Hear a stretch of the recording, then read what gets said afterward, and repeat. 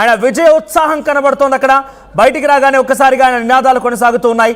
So ఇందాక ఇదే ఇంట్లోకి త్రిష వెళ్లారు. చాలా మంది అక్కడ పోలీస్ బందోబస్తు కూడా కొనసాగుతోంది. ఫ్యాన్స్ చేరుకున్నారు, కార్యకర్తలు చేరుకున్నారు. ఇప్పుడు దాదాపుగా ఒకరి తర్వాత ఒకరు అందరూ కూడా రిసార్ట్కి వెళ్లాల్సిన అవసరం కూడా లేదేమో. బట్ డెఫినెట్గా ఆ సమావేశం జరగాల్సిందే. చాలా భారీ బందోబస్తు మధ్య విజయ్ నివాసం పూర్తిగా కట్టుదిట్టమైనటువంటి భద్రత మధ్యలోనే ఉంది. సో ఆ విజువల్స్ మనం చూస్తాం. ఒకసారి ఎటువంటి సిచ్యువేషన్ ఉందో వీడియో చూద్దాం.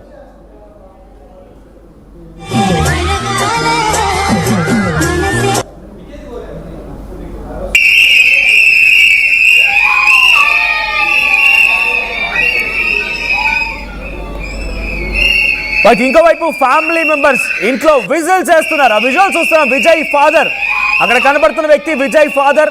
సో ఇంట్లో విజిల్ వేస్తున్నారు. ఒకసారి ఫ్యామిలీ సెలబ్రేషన్స్ చూద్దాం. ఒకవైపు విజయ్ బయటకు రావడం, లోపల ఇంట్లో విజయ్ సెలబ్రేషన్స్, లోపల ఫ్యామిలీ ఉండడం. ఒకసారి ఆ విజయ్ ఫ్యామిలీ సెలబ్రేషన్ సంబంధించిన వీడియో కూడా చూద్దాం. విజిల్ వేస్తూ అందరూ సెలబ్రేట్ చేసుకుంటున్నారు. నిజంగా ఇది ఒక హిస్టరీయే. Maybe young generations should take Vijay as an inspiration or inspiring model. So డెఫినెట్గా ఆయన వచ్చిన తీరు, ఆయన ఎదిగిన తీరు, ఆయన ప్రజల పట్ల ఏ రకమైనటువంటి విశ్వాసంతో ఉన్నారో పబ్లిక్ ఆయన యాక్సెప్ట్ చేసిన తీరు మొత్తం కూడా ఒక ఇన్స్పైరింగ్ స్టోరీలా ఉండాలి. సో మనతో పాటుగా చికోటి ప్రవీణ్ జాయిన్ అవుతున్నారు, బీజేపీ నేత. సో చికోటి ప్రవీణ్ గారు, వెస్ట్ బెంగాల్లో మీరు ఎక్స్పెక్ట్ చేసినటువంటి తీరుగా తృణమూల్ కాంగ్రెస్ని పక్కన పెట్టి బీజేపీ అక్కడ అధికారం చేజిక్కించుకుంటోంది. But it's a good news. కానీ తమిళనాట తర్వాత కేరళలో కొంత విఫలమయ్యారు. ముఖ్యంగా తమిళనాడు విషయానికి వస్తే అన్నాడీఎంకేతో మీ పొత్తు కాస్త డౌన్ఫాల్ అయిపోయింది. మీ ప్రయత్నాలు మొత్తం విఫలమైపోయాయి. అక్కడ చాలా యాక్టివ్గా ఉన్నటువంటి వ్యక్తి అన్నామలైని సైతం పక్కన పెట్టి అన్నాడీఎంకేని పొత్తులో పెట్టుకున్న మీరు తమిళనాట ఓడిపోయారు. సో వెస్ట్ బెంగాల్ విజయాన్ని ఎలా ఎంజాయ్ చేస్తున్నారు, తమిళనాడు ఓటమిని ఎలా విశ్లేషించబోతున్నారు? డెఫినెట్గా వెస్ట్ బెంగాల్ ఎక్స్పెక్టెడ్ రిజల్టే. మేము అనుకున్న రిజల్ట్ కంటే కూడా ప్రజలు ఇంకా పెద్ద ఎత్తున పట్టం కట్టడం జరిగింది. చాలా అద్భుతమైన రిజల్ట్. ఇది ప్రజల యొక్క విజయం అని నేను భావిస్తున్నా. నెక్స్ట్ వచ్చేసి తమిళనాడులో కూడా మా ఓటు శాతము డే బై డే, ఒకప్పుడు వీక్గా ఉన్న తమిళనాడులో డే బై డే ఓటు శాతం కూడా మంచి పెరుగుతుంది. రానున్న రోజులల్లో డెఫినెట్గా అక్కడ కూడా బీజేపీ పార్టీ బాగా అయిపోతుంది. ఓకే, కానీ తమిళనాడు విషయానికి వస్తే టీవీకే విజయ్ ఒక ఇన్స్పైరింగ్ పర్సనాలిటీ అని చెప్పుకోవచ్చు ఇక్కడ. సో టీవీకే విజయ్కి వస్తున్న రిజల్ట్స్ పైన ఒక యంగ్ లీడర్గా మీ అభిప్రాయం ఏంటి? రిజల్ట్స్ పైన హ్యాపీ అండి. ఎందుకంటే జెన్జీ మొత్తం కూడా ఇవాళ యంగ్ జనరేషన్ వైపు చూస్తున్నారు. సో ఆల్రెడీ ఆయనకి సినిమా గ్లామర్ ఉంది. డెఫినెట్గా ఆయనకు ఒక మేజర్ అడ్వాంటేజ్ అయింది. సో ప్రజలు పూర్తిగా కూడా ఆయనను విశ్వసించినట్టు కనబడుతుంది. It's a good sign that young politicians need to be encouraged in India politics. Okay, so TVK Vijay గెలుపు చూసిన తర్వాత అంటే ఎవరు కూడా ఎక్స్పెక్ట్ చేయలే బహుశా ఇంతటి స్థాయిలో ఒక మెజారిటీ వస్తుంది, గవర్నమెంట్ ఏర్పాటు చేస్తారని ఎవరు ఊహించలే. అందరికీ షాక్ గురి చేసిన ఈ రిజల్ట్ బీజేపీ ఏం నేర్చుకుంది దీని తర్వాత? నేర్చుకుని మాకు ఆల్రెడీ మంచి అక్కడ మా ఓట్ పర్సంటేజ్ పెరుగుతుంది. డెఫినెట్గా అక్కడ మెయిన్ కీ రోల్ మేము ప్లే చేయబోతున్నాం. So we are happy for that result.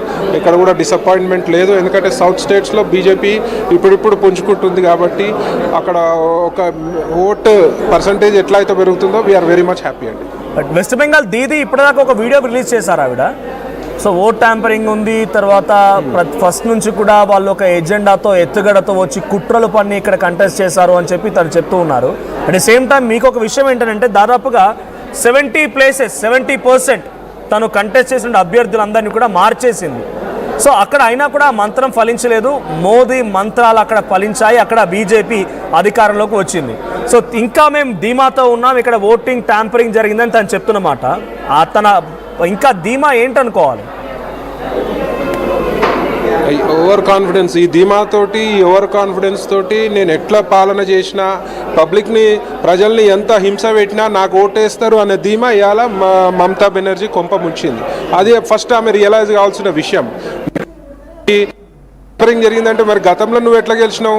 అప్పుడు ట్యాంపరింగ్ జరగలేదా? నువ్వు గెలిస్తే ఒక మాట, ఓడిపోతావు మాట.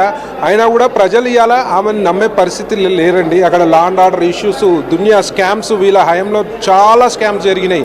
లా అండ్ ఆర్డర్ ఇష్యూస్, మహిళలపై అడ్డగోలు అత్యాచారాలు, ఎక్కడ కూడా సేఫ్టీ లేదు.